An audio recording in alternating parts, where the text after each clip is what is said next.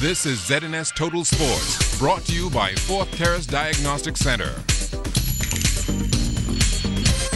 Well, good evening, everybody. It's good to be in your company. Tonight is your first look at sports. The Bahamas Volleyball Federation holding its AGM and election of officers last night at the Bahamas Olympic Office on Soldier Road.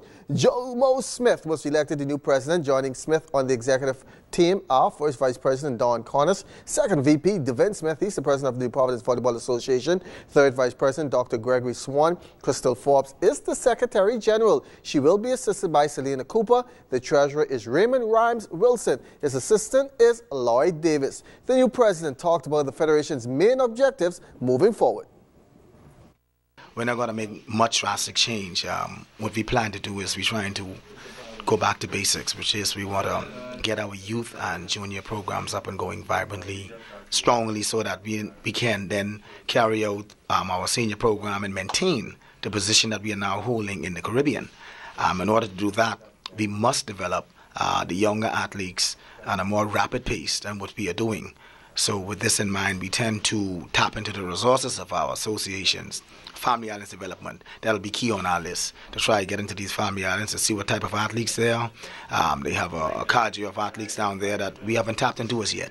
So we're going to get into these family islands as we did with Grand Bahama and Abaco and Cat Island, and we're going to try to get there so that we can pull the best of athletes from them and to build our national programs.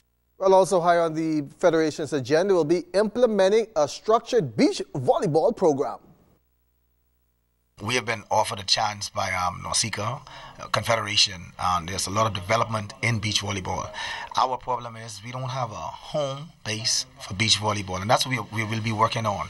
Hopefully we can get a meeting with the minister pretty soon. We need to identify somewhere where we can now play beach volleyball on a regular basis. We were 2 steps off of the World Qualifiers last year, and the beginning of 2012 into the end of 2012, where we saw Ronaldo and Prince and Byron and Malaya made it to the second round on the beach tour. So it's telling us that we have the potential to get there. We need to get our ladies active because the opportunities are great, even greater for women than men. So we have a lot of basics that we have to get back to, and getting our athletes up and ready for the beach tour and amalgamated with the indoor tour all in one. When it comes to track and field, Morris Island Abaco is making a name for themselves. It started about 5 years ago. Julian Gibson, another track star, tells us with the track season on full gear, they're out to make their presence felt.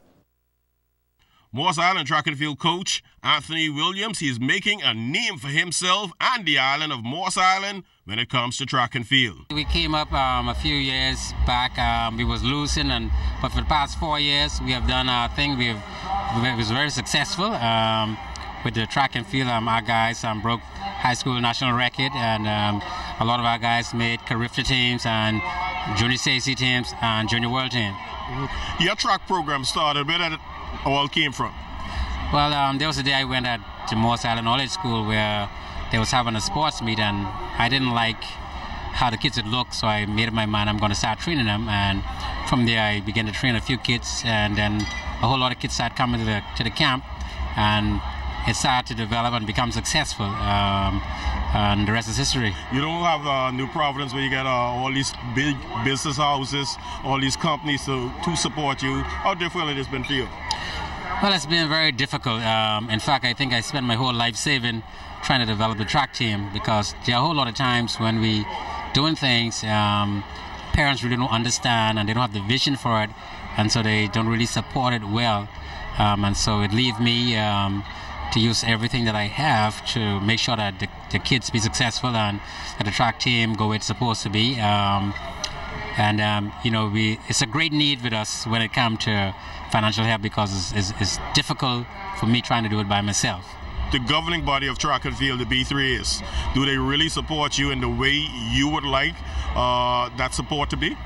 Well, I don't get that major financial support from them at all.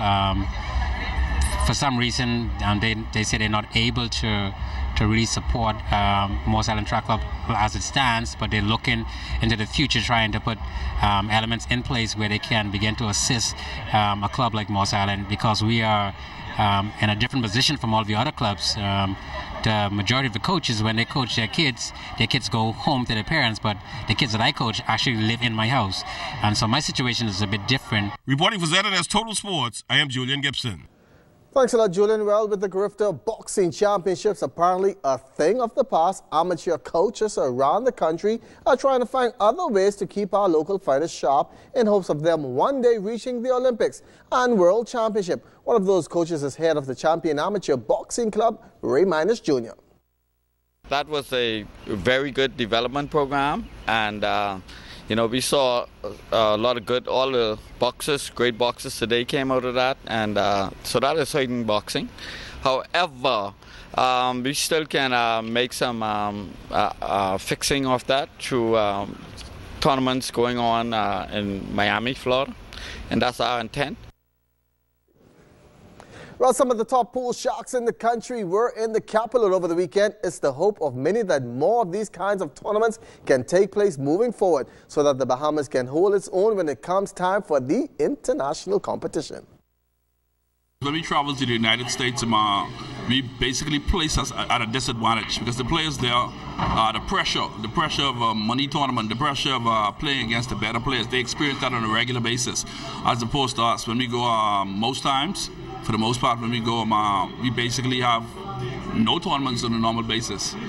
This year, taking off from 2012, we've seen progress as far as tournaments, and so I think that'll make us better. We're trying to give back to the youth of this country, okay, and that's what we're trying to focus on now, because nowadays, you know, it's all about the young people.